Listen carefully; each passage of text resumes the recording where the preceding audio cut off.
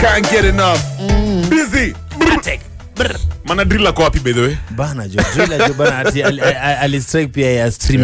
Wewe mana driller butu pati hapo BTV channel 172 on Star Times. Tifanye wanangi TV. So mimi naitwa Kevo Matara, your local energy provider. And of course man, and a bad man right here, Kevo Badman to the fullest, man. They doing what to do best, man. They keep people real good frequency, good energy, good vibration. Exactly. Kama kawaida kama tupatokio areas za Mombasa 98.7, 98.8 in the area, Nyeri, Meru 107.1, and of course Nairo 104.5, baby. Bigger Almasi wana stream online vibesradio.co.ke. I like. And right now guys, tuna hang out na Trophy Kiprono. She's a communications expert and etiquette as well. Nataka sasa to learn too about the ins and outs about communication. And unajua mambo ya communication ni pia technically life skills. I was reading a report the other day, walikuwa nasema, you know how kuna unemployment crisis, Trophy, technically, and employers walikuwa nasema the reason many youth aren't actually in the job market, they're not getting opportunities, ni kwa sababu they're missing out on very, very important skills. Si ati hawana papers. It's certain skills that now an employer unapata and have to train guys, and this is a cost many employers don't want to incur. For example, communication skills. Now, since we are in a work environment over here, and I'm sure you're also dealing with Kenyans who are in the corporate sector, how important is it for Kenyans, young Kenyans, to learn communication skills watu waingia kwa job market? It's very important kukuwa na communication skills, and the reason is your technical skills may be really good, like when you DJ, when you graphic designer, 10 out of 10, but if you cannot communicate it, how will we know? Unajua tuwezi kuja kuambia hebu tufanyie, hebu do this so that I can know you're that good. So your communication is like your selling point. That's how you know you're that good. Yes. That's interesting. And when you look at for example in the workspace, ukiiva communication, you know how to sell an idea, for example, you know how to pitch, you know how to negotiate. Does it mean sasa wewe ni a cut above the rest hata kama guys wengine wako na technical skills fiti? Does it put you ahead of the pack? It does, and it is a fact kwa sababu in a workplace kitu kama promotion is not really about performance. It's more of a combination ya performance na also networking. Networking too is simply practicing your communication skills. Unaongea na wase huku. Kama ume notice in a workplace, wale vierere ndio peanga promotions. There's a reason why. That's so because true. They are selling themselves. So ukisema ati mimi ati my work will speak for my work will speak for itself, it won't. Someone will take credit for your work. That's ni jungle luku inje, it's a jungle. So what inspired you to get into this space? I've always been passionate about communication. Like unapata mtu anakuandikia message hi, and then you're wondering how will I even know what you want. So sema hi, I want this and this and this. So anakuandikia hi, unasema hi, how are you? I'm fine. What are you doing? So you're like, jamani sumalize communication should be complete. Like ambia the stranger what you want. Hi, I'm interested in buying this black top. Unaona? So things like that, like I've been posting since kitambo sana. Then I noticed, because I worked in the communication sector, I realized there's something wrong with communication. Like there's a gap somewhere, because people don't know how important communication skills are. So talk about the importance. The importance of communication skills in life generally, just, you know, from a holistic perspective. You'll not sell yourself short. Number one. Number two, tutaku package like in a different way. I don't know about your high schools. Pengine nyinyi mlikuja high school Nairobi. But you remember, if for example I was in a high school uko out of Nairobi, those guys from Nairobi, we used to think of them as wale wasi. And the only reason is because they could communicate in sheng flani, wako na ka insider magazine and nini. So tuna brand in a certain way. Unaona? Sasa their communication skills ndio ilifanya tukawa rate at a certain level. Like that is how important communication is. Inakupea it puts you on a certain pedestal. That's interesting. Na like Joe, kunokoka uko foreign, foreign unapata skills za communications kwa curriculum yao. Watu wao wanafundisha nguvu from a very young age. Manzi. So hata vile unabona na notice lako, hivyo ni important sana hivyo. So inaweza kwenda inatuzuia pia sisi hivi vile tuko jenyewe kweli communication yetu kwa from Makanga. Makanga tu ndio communicate. Bro, who's yetu? Who's yetu? Wewe na nani? Tuko wengi. Na ndio tuko wengi. Hapo ndo Makanga. Na wala tu wanganoza nguo 50-50 mia. how to communicate tunasikia nini wanasema. I think the rest manzi wanga hadi majaji kevu shinda kwa koti.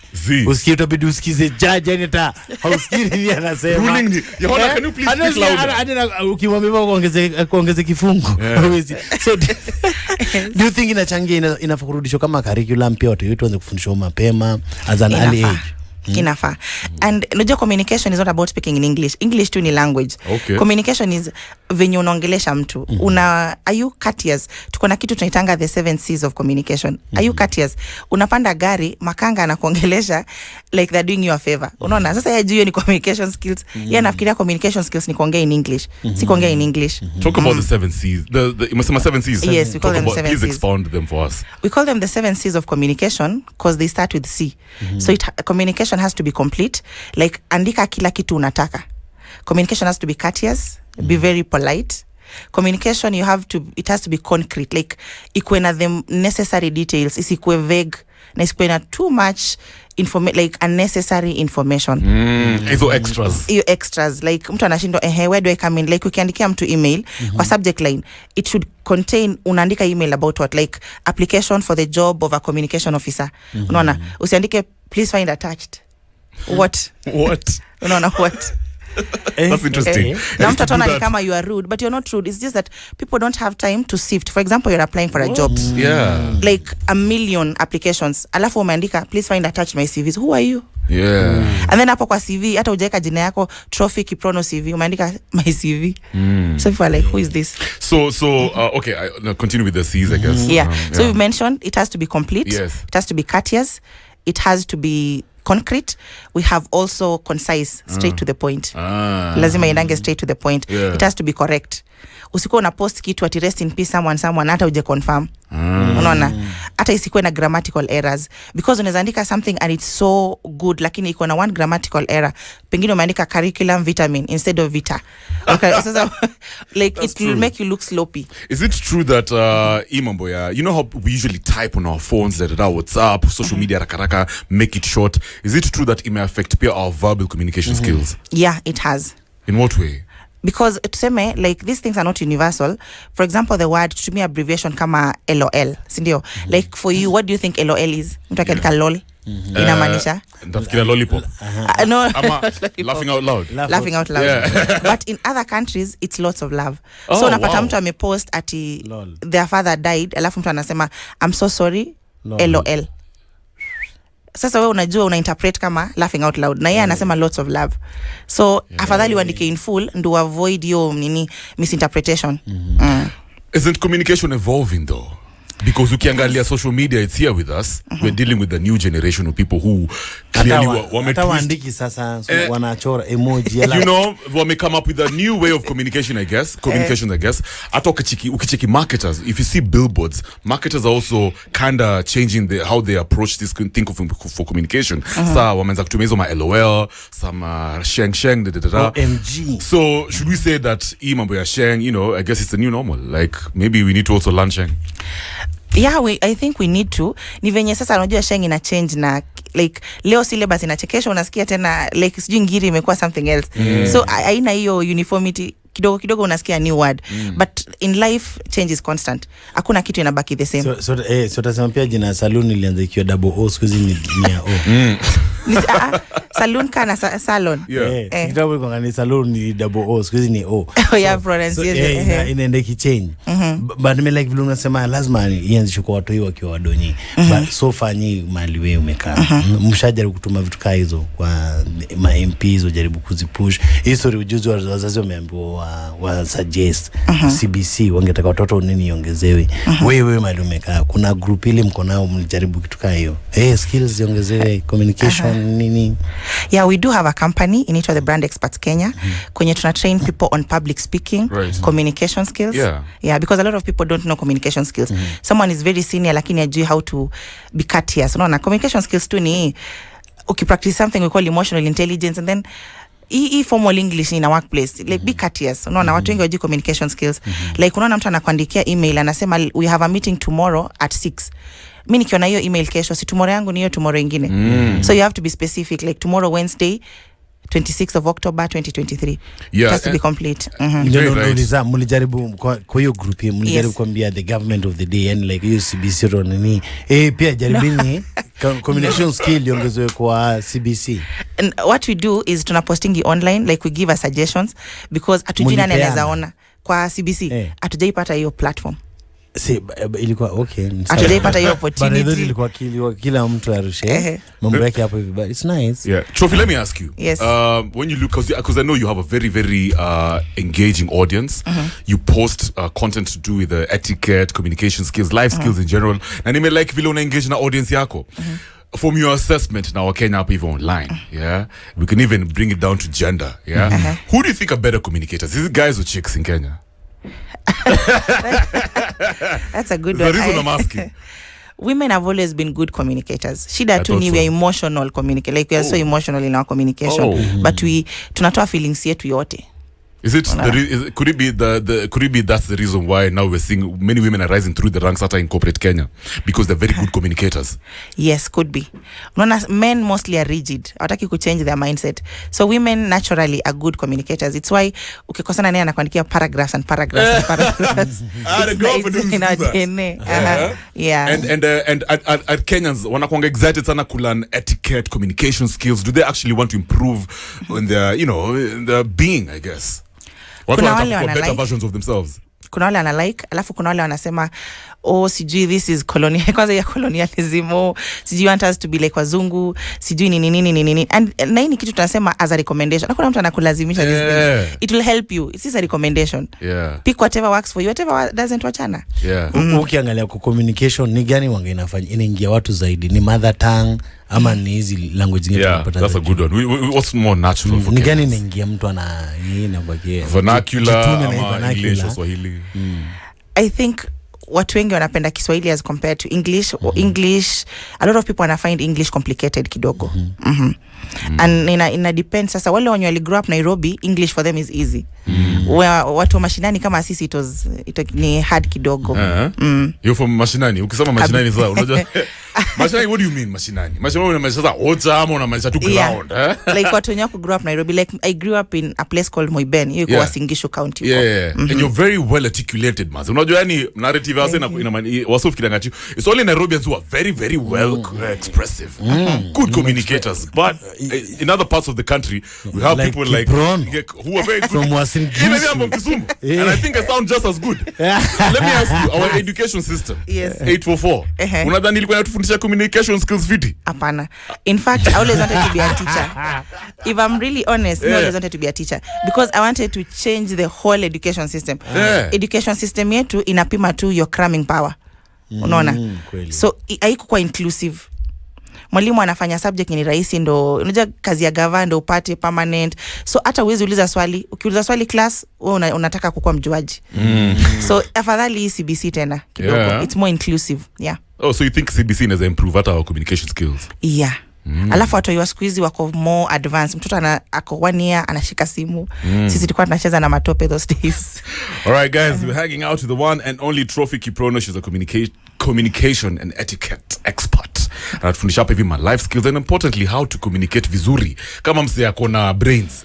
Somebody who's out there to engage. Somebody thumbed. I wouldn't like Kev. Mupe na kuongea na watu wanajua kucommunicate because I want you to get to the point haraka. Sasa kwanza kumedi nafikiria Batman alikuwa anamaanisha nini? Nilikuwa kind of makes the process difficult. Sasa kuna mgesa alikuwa anasema wasejo Stella Mwangi biashara Christophe na calligraphy inaweza ni bamba na tumesikia hiyo demand. Have a listen. Alafu tukirudi we are still in this conversation with Trophy Kiprono. It's all about communications. Kumbuka unaweza tupata online, that is www.vibesradio.co.ke and also find us on channel 172 BTV. Kev, start time manze hapo manze hatari sana kwa mainstream manze, usihate manze bro. See Mombasa 98.7 manze, Nyeri 98.8, 107.1 kwa areas za Meru and of course Nairo 104.5 baby. You miss, you diss.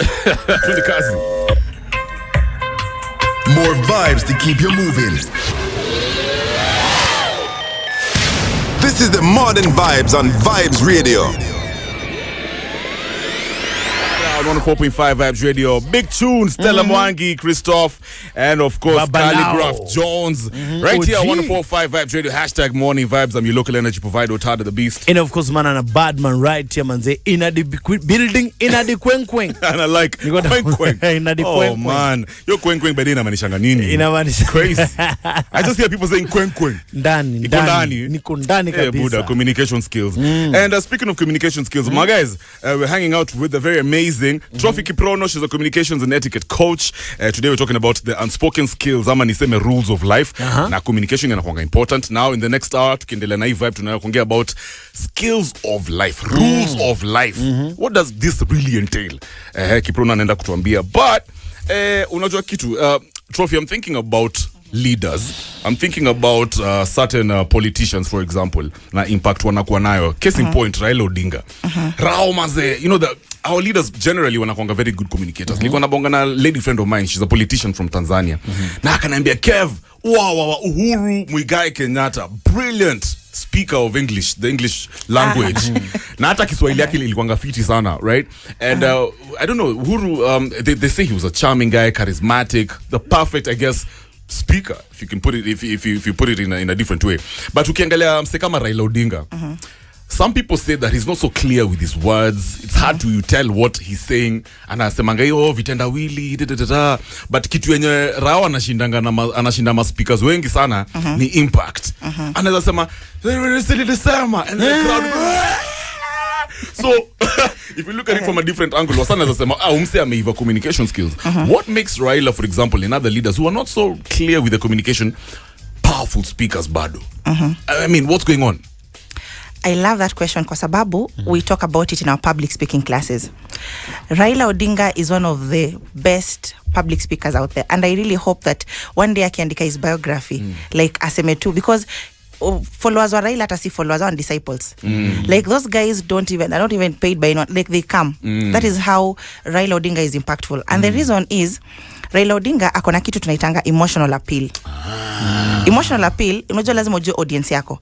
Raila Odinga utaipata akisema bei ya unga inawaumiza, anasema inatu umiza. Hata kama unajua anaishi Karen. Hata kama anaishi Karen, unajua ako Karen, lakini inatu. So unasikia because ako part of you. Unasikia serikali inatu. Unaona? So yeye anajuanga what to, it's called emotional appeal. Kitu ya kuongelea ndo i charge crowds. Ndio maana unaona kuna disciples. Like yeye akisema watu wamfollow tukana na wataenda. Miguu, they will follow him. So your relatability anatumia emotions, I say ana tap into your emotions. Akona hiyo emotional appeal. Is that the most powerful skill, I guess, even for anybody? So maybe we shouldn't really try to sound so perfect, but try to sound relatable, try and tap into somebody else's, your speaker's emotions. Is that what you're telling us? Yeah, yes and no, but the most important thing kwanza ni audience. Like kuna wakati ya kuongea Kizungu, kuna wakati ya kuongea Sheng, kuna wakati ya kuongea Kiswahili. Like know who you are talking to. Unaongea na watu wako like intermediate level, beginner level ama advanced level. How important it is, because ukienda kuongea kama PLO Lumumba and you're talking to a group of Gen Zs watakuangalia like umse ni fala nini? Like what are you talking about? Yeah, it's true. You unafanya unapata kasa hiyo, unapata juzi prezo wamekuongea na vijana stories za IT, wampiga tu sweating nini. Ado umechange look yao. Wanataka kuwa relatable. So it's part of the communication skill. Very true. Alright, so appearance yako na wadzao zinapelekana. Merit, Kabisa, audience, you must understand your audience. I like that. Alright, so we continue with this conversation in the next hour. My guys, Trophy Kiprono is still hanging out with us. Najua unayan for more information. Unadai Buddha. Next time we're talking about kuponga hapo mtaani. Kila mtu kuponga. You don't know the difference between abusive language and kuna wakajina kingine tutumia insult. Insult, people don't know the difference between insult and abuse. It's the same. Na zote za Kizungu. You know what's so crazy, bro? Unajua guys kama hajui ku communicate na uko na mbogi ndio. I mean, you have some amazing friends, but unaona say, hey, wanapiga story. You know, most of these guys also unabidi umenyamaza, man. Guy, now you're just the audience. When do unasema hapo enyewe serious? Yeah, but what else, bro? What else after enyewe? Unaenda kusema nini? Acha tu nilikuwa. But your point ni noma. Wewe je, mimi nyamazangi. All right. Tukirudi pia tunaenda kuambia vile unaweza jishindia kakiru courtesy of Tazama Utuzwe. The only thing you need is your phone and this number. The paybill number is 145656 and of course the account number is the initials KM. Hapa hivyo unaweza shinda fiti sana. Right now it's time for the news. Sambili kamili. When we're back, tukirudi still hanging out with our friend Kiprono, Trophy Kiprono.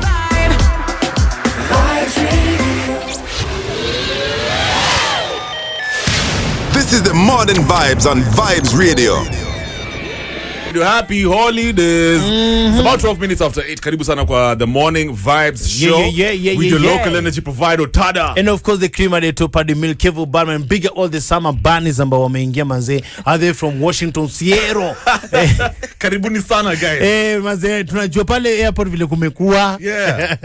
Now bro, what do you feel about this? Ati manze majamaa badala waka Kenya wanalala kwanza kwa Tanzania, Uganda. Bro, you know what I mean? Julu kumembele bestia kwa iPhone. You know what I think? I think that's bad. I think that's very bad. Ukiingilia pale kwetu kiona iPhone 2 moja inabaki. Na iandikishi receipt. Na vile upendanga Kenya. Now you're going to make them like Tanzania more than us. Yeah, manzi. We're not so happy about certain policies. Vile umeweza kusema sasa. Ati kumbe hizi lions za Serengeti ni kama tu zile za Masai Mara. Hiyo inatuingia. Same black person in Nairobi, same black person in Tanzania. Tofauti tu ni vile wao wako na kile Kiswahili wajua. Wako na Kiswahili hicho. Lakini bana Kevin, kabla tuingie kwa mjadala, hii maneno ya kutoa visa rules. Now all other Africans can just check in into the 254 wachibambe hapa hivi. Hiki tu ni fiti kweli. I mean, what? Tukienda kwao bado wanatuwekea wapi visa. We don't trust you Kenyans. You Kenyans. Well, unajua wanasemanga sisi tunakuanga very hospitable. Super nanga wageni national. Bro, you know ni free. Mimi nakwambia for free. Nilienda hapa Sudan. Yeah, South Sudan. Mazee kuna kitu ngintangwa visa ni tu waraka. What is that? Waraka. Ndio lazima upewe. Sasa tumeshika. Hii ama nini? Ni visa. Upigwe muhuri yako. Nitangwa waraka. Alcohol. Sasa sikia noma ile kitu bro. Sisi tuko tumejifanya tunaenda kituo sasa tuna ndege tunaenda basi by bus. Damn ile tubamba tulikuwa kachimchong nini. Wacha tufike pale. What? Sisi ndio watu wa kwanza at the border. Kwa hiyo mlango ya kuingia kupigia hiyo muhuri. Unaenda kustamp. Bro, kuna kuja wa Sudan hivi. Some tall guys. Tola. Wanakuja wameingia tu wote kashakasha. Watu kama 23. Aya. Ukasema na waramba leo. Si mimi bitu nifanye vile wa Kenya si udu. Kriong kamlango. Hello, excuse me. Sindo tulikuwa hapa we fast. What's happening? Nini? Ujaulituzaji. You're from Kenya? Yeah. If you're in Kenya, nani angekuwa hapa number 1? Oh my God. Niko naingia kwa tu ni yao. Naimbe bas. So, walihudumiwa sisi kabla tuhudumiwe. You know one thing about hospitality ya watu yetu inakuanga fiti sana. It's almost as if we like foreigners than we like ourselves. Ni ukweli sana. Don't even get me started about our Kenyan babes going for foreign men. Hiyo tu ni bob. I'm just like really sisi ndo tuko whether you like it or not. You come back home. Hadi unapata chali ati ameangukia kama ni ameangukia mams akona mshosho. Wako Mombasani ni ukweli. Kenyan, it's true. Mama Beach Boys, lakini machali wa kwao. I can never date an older woman. Wanakatia madimu wetu wa supu vibaya sana. Anyway, that's a conversation for another day. Remember, importantly, we're hanging out with Trophy Kiprono. She's a communication and etiquette coach. Today we're talking about the unspoken rules and rules of life. Tumeshagusia maneno ya communication and how it is important for you to learn communication skills. And by the way, Trophy, najua pia mna ofanga hizi programs za kufundisha life skills, etiquette, communication skills. Before we continue with this conversation, what's wanaweza kupata wapi in case they wanna join your program, some sort of partnership or further this conversation? Okay, we are located at Caxton House, which is opposite GPO, second floor. The office in the Brand Experts Kenya. Nice. Brand Expert Kenya. So somebody maybe a young guy out there trying to build their brand, trying to navigate their way into the industries, nyindu mnawapatia guidance. Kabisa, personal branding, all that. Good stuff. I need to work with you guys. Please do. Yeah, because discount. I'm struggling with my brand. Bana. Sasa sijui kama ni kwe body. Cut weight. I was told looking big and like having tattoos, muscles kind of makes your brand appealing. I don't know. We'll see. We'll see what kina Kiprono tell me when I go to their program. But sasa nataka to switch conversation for about 10 minutes. Ndo sasa tuingie kwa another conversation. When it comes to the unspoken skills, life rules of life. Hii inamaanisha nini? What does it entail? Tukisema unspoken rules, there are things that people expect you to know. Like you'll never find it written somewhere. There are things that, for example, tukisema unspoken rules of a workplace. And I think it's one of those videos I did that was very popular. Yeah. And it's because some things utajifunza through experience. Nobody will tell you. Okay. That's why we call them unspoken. Like find out to learn through sometimes bitter experience. So rules of life. Maybe you can break it down for us now. For example, what? Now tukisema rules of life, it's actually very broad. Ama those unspoken ones. You can give us one or two, because I know. And let us say the unspoken rules of, for example, a workplace, like life in general, in a depend. Like, for example, you never outshine the master. That is from the 48 laws of power. Watu wanasema, oh, that is nini, but it's true. Ukianza kuonesha kichwa haraka sana, someone will cut you to your size. Absolutely. Yeah, because we get intimidated easily. Yeah. Especially by guys who are coming up and they're all over the place. Gen Z, hello. Yes. Now, when you look at the Kenyan experience, I mean, we have our own lifestyle and our culture. If you're getting to the big city where it's very cosmopolitan, like Nairobi, you have people who are very educated, people who are not educated, but they really understand city life. We have other Africans, Tukunadi, Wazungu, up from whatever part of this world. Rules of engagement in Nairobi for you to stand out as a young hustler, if I can put it like that. What are some of the things I should be watching out for? What skills should I improve on? Definitely communication skills. Alafu tuko na something we call critical thinking. Business acumen. Business acumen ni ile street smartness. Mtu mwenye kwa street smart anaweza, like book smart is good, it can get you some professions, lakini to stand out, be street smart. Ukicombine na book smart, even better. Fiti sana. What about in relationships? Kuna guys kama mimi, ama for example Badman, eligible bachelor hapa hivi nje. I want to go for a sassy girl like you out there. She's very extroverted and najua kuji-express. Unspoken rules. What should I have going on if I'm going to meet a potential partner and hopefully start a family with? As a man, lazima ukwe confident. Yeah. Okay. Lazima ukwe confident. Yeah. There's nothing as bad as a man who is not like a lot of women, it's the perception huku nje. A lot of women angaliangi hizo vitu mingi. Like, unajiamini as a guy.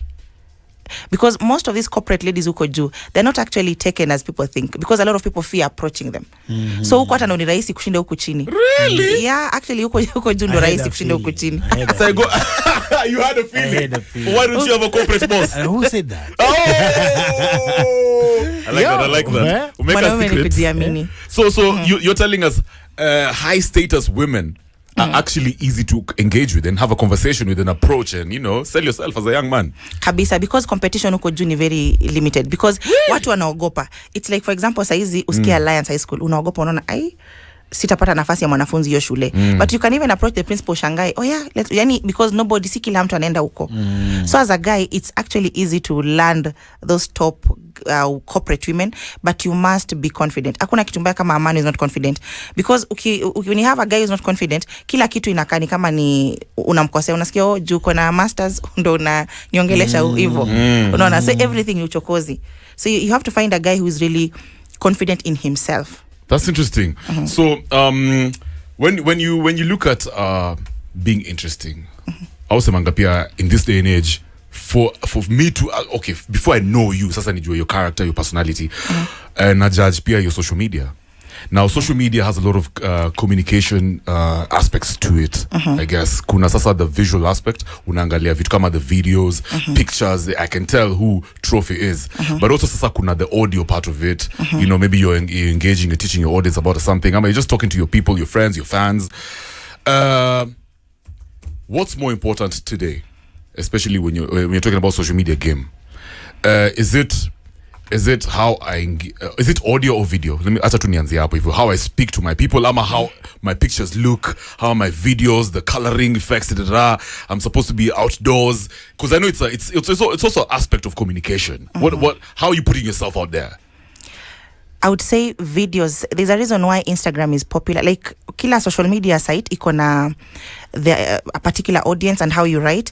Videos and images, definitely. It is why unaona, like when you post even a motivational quote ama some story, you must put a photo. Like it is exhausting kuweka photo kila siku, but usipoweka photo, very few people will read. So unaonanga, like in my case I do that a lot. Sometimes I shindwa kwa nini video manekanga photos kila siku? It's because people don't read without photos. Yeah, you have to understand like the rules of the game.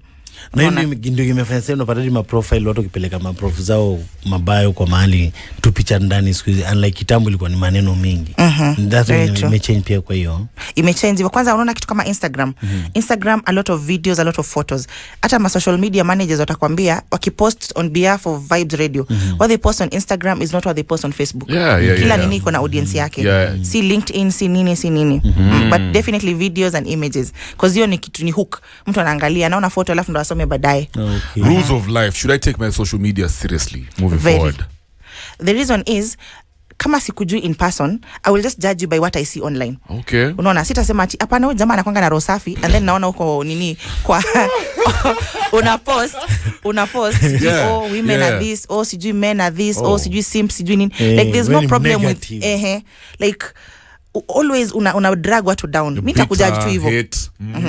How many guys have met Kibe in real life? They don't watu wachache wamemmeet. But based on what he puts out there is what we judge him by. And what about now, there's this aspect of non-verbal versus verbal communication. First impression in a matter, okay, what's more important when you're making a good first impression? Non-verbal communication or what I say? Non-verbal, definitely. Really? The reason is body language, which is non-verbal communication, in account for 55% of communication. Like easy maneno ni 30%. And that's a fact, 30%.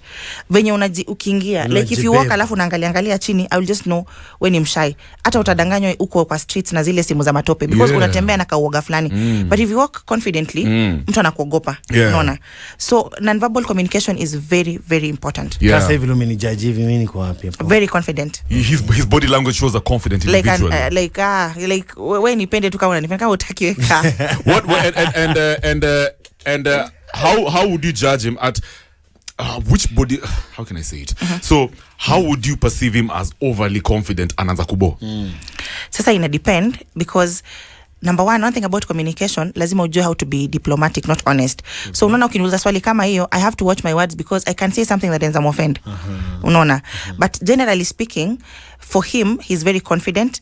Now because of the dreadlocks, tuko na kitu tunaitanga cognitive bias. What does that mean? Cognitive bias is a flaw in reasoning that makes people think the way they think. How do you perceive his cognitive Sasa akikuwa na hii alafu akwe na tattoos. Alafu weke ile nini kwa meno. Na bullring. Unasikia mtu anapo. People fear you. Na siko kupenda kwao, it's cognitive bias. How do people okay, fear in the sense of what? Like anaweza nipiga is like what? Like you're a criminal. Anaka something like for lack of a better word, thuggish. And I think it's because of hip hop black Americans. Unaona, it is why unaona the conmen wanavanga suti. Huwezi pata conmen anaeka dread. Yaani huoni dread unaona maumau. Could that be yondo unapatanga reason yenye maparuse manga look decent ndio watu wa kujudge fiti so that you can actually open doors. First impression, Exactly. Because society judges you some type of way. It actually judges you. It is the reason why conmen hata even all over the world wanavanga masuti na wamenyoa nywele. Because wakikanga dread. Wait, hold on. Trophy, I have to play something. Conmen in suits. Hata ukiangalianga The Godfather and these movies, the worst gangsters hawakangi mafia, wanakwanga neat because of the impression because we judge you hivi. So nikikuona na dread na tattoos mpaka kwa shingo nitastuka kwanza, unaona. So I don't even engage with you.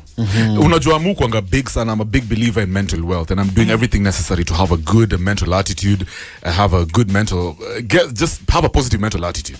Now the reason mutakanga kufilivo mutakanga kukwa tu sawa mentally is because I need a good sense of worth. Nataka kujifiliani I'm a person who has value. Naweza ongeza, I can be resourceful to, for example, the standard group, ama to the society in general, ama whatever whoever I can engage with and work with.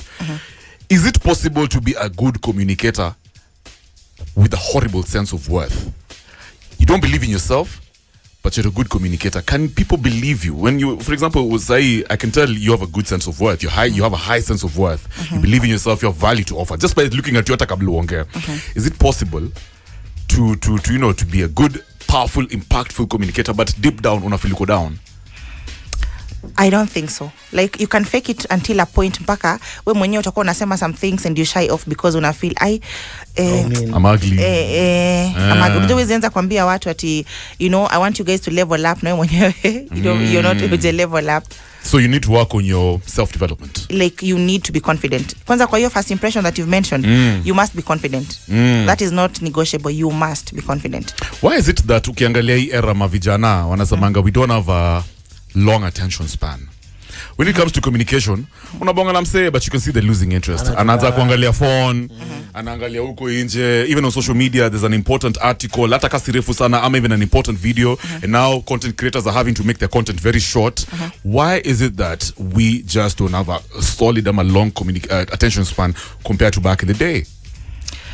Probably because tuseme vitu inabadilika, like during our parents time walikuanga very thorough, alafu wako na options mingi kama sisi.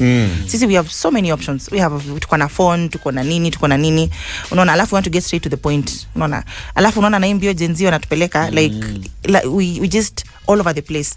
Yeah, but you can notice if you see someone like 50s and 60s, 30s and 20s, utaona tu there's a difference. I can tell. I don't really notice. Are there any communicators in Kenya when you wamekubamba, maybe public speakers, leaders, politicians, maybe religious leaders, ukasema wow, these guys are impeccable, ameiva maze, we need to write a book about you? Okay, who will the first person that comes to mind? Somebody we can even emulate. Mimi najua Ruto. Hata si politicians. Like for me, si politicians.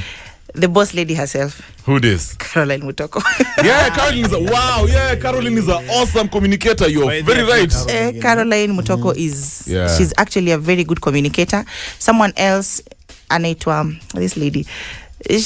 No, it's interesting you're mentioning ladies. When it comes to guys, no, it's cool. It's cool. No pressure. Do you think? Like nikifikiria guys, I'm thinking of people who can communicate without being kwanza kutupa ma feminists sijui towards huku na huku. People who are open-minded. Yeah.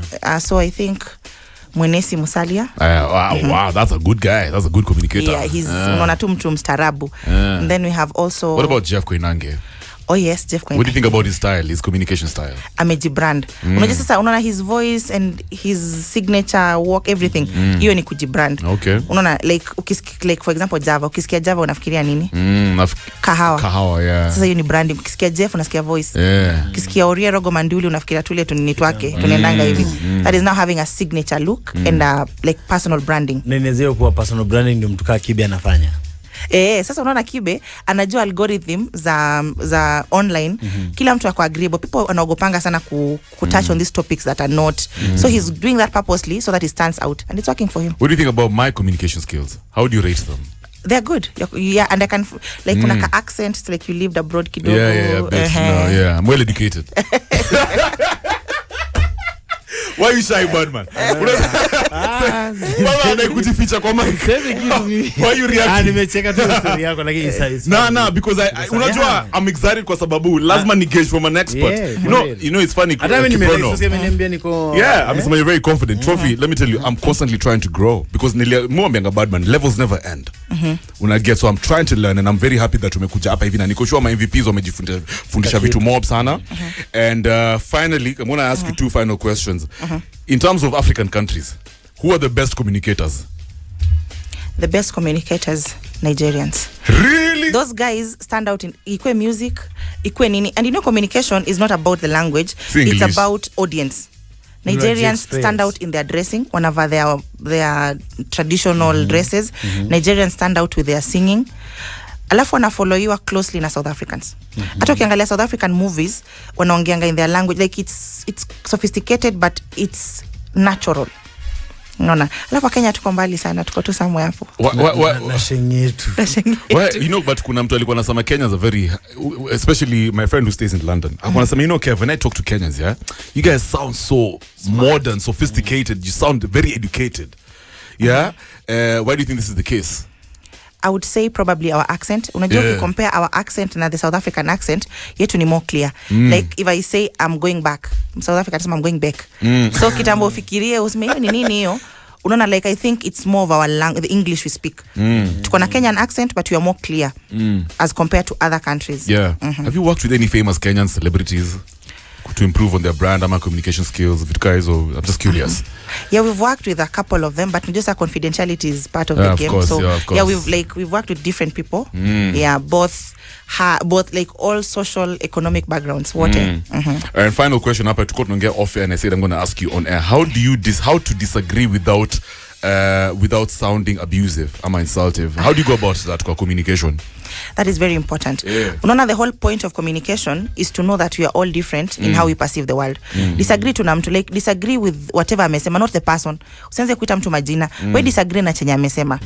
Unaona, akisema men and women are equal, we sema tu no, men and women are not equal because of this. Usianze kumwambia ona mwingine, don't be abusive. Learn to disagree without being disagreeable.